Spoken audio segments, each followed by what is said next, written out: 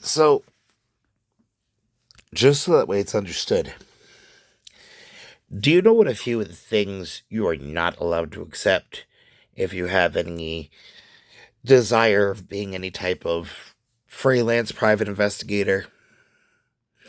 Do you know what material you are not allowed to hang on to? Because there are specific aspects of material, all right? So, like, for example, in the circumstance, first thing, anything that could go ahead and constitute any type of child pornography for very good reasons. Burn it. Burn it with fire, burn it again. If it somehow becomes a phoenix, get a bigger flamethrower. All right? Number 2, revenge porn. Now understand, there will be people that will be complaining about specific materials made while still together that they want something here nor there done with. All right? So ultimately, how do you go ahead and prevent from ending up in the crossfire? All right? Number 1, whatever the content is, you make a censored version and an uncensored version. All right? You take both of those versions and you go ahead, you put them on a flash drive. You, with that flash drive, go ahead and put it in a safety deposit box. You then take the key to that safety deposit box and you go ahead and you make sure that the only person possessing the key to that safety deposit box is somebody who has been granted permission by the court to act as an arbitrator. All right? So that way, it's like, oh no, I wanted that, which ends up changing from, I want that destroyed. It could destroy my credibility and, society's perception of me, and act in a defamatory manner. That's why, number 1, you don't release that material.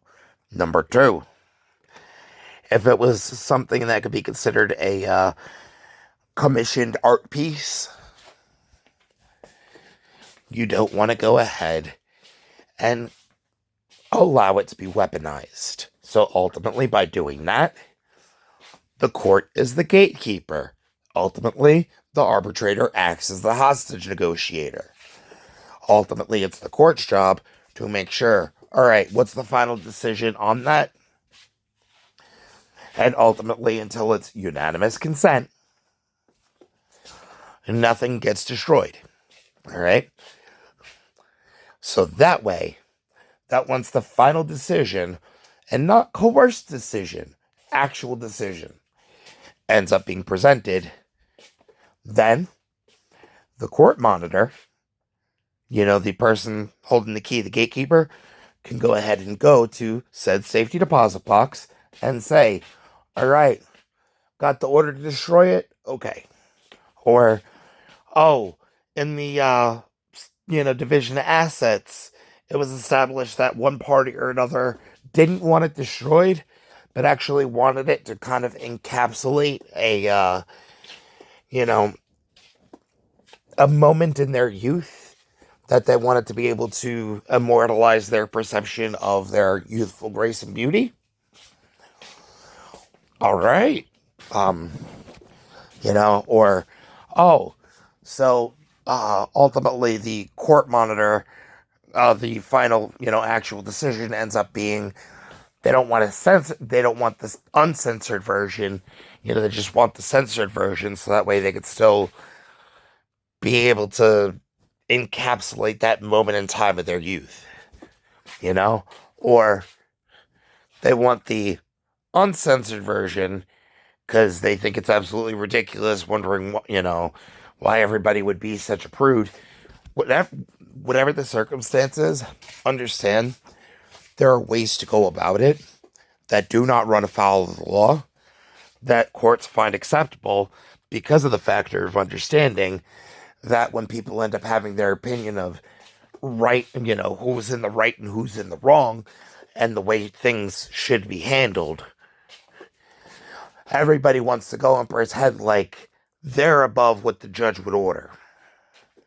So doing that prevents that potential cataclysmic outcome. Because do you know how many people end up going ahead and, making, for example, a sex tape with their significant other and going ahead and spreading it online, which is revenge porn, which is legal, or they'll go ahead and they'll make a deep fake porn, going ahead and superimposing the person's face onto, whatever, B-list old school raunchy porno, or, even more defamatory, material, to go ahead and try to besmirch the person. That right there, that tool, that actually ends up going ahead and allowing the court to be like, nah, no, it's the court's job to make the decisions on this factor. So wanting to settle out of court or deal with this out of court, ultimately that ends up being allowing the court to interject and be like, listen, we're not relitigating this. We're just going to gatekeep the weapon that you went to go attempt to go create. And ultimately, however it's decided, it ends up getting handled. As long as the material itself is not illegal. By illegal meaning, involving anybody that would not be capable of being able to consent. Are you understanding the way to be able to handle a situation with material that, is questionable at its very base? That right there. That literally ends up being the drawing line between, are you acting in a criminal manner, or are you acting in a way of trying to act as a added contractor for the court to prevent any type of tortious interference or any type of, defamation, slander, libel, all that. That difference. That factor. It's the difference between, that literally ends up making the difference between you acting in an illegal and unlawful manner, or you acting in a way that is acting within the scope and guise that are allowed as a arbitrator or a monitor for a civil modification.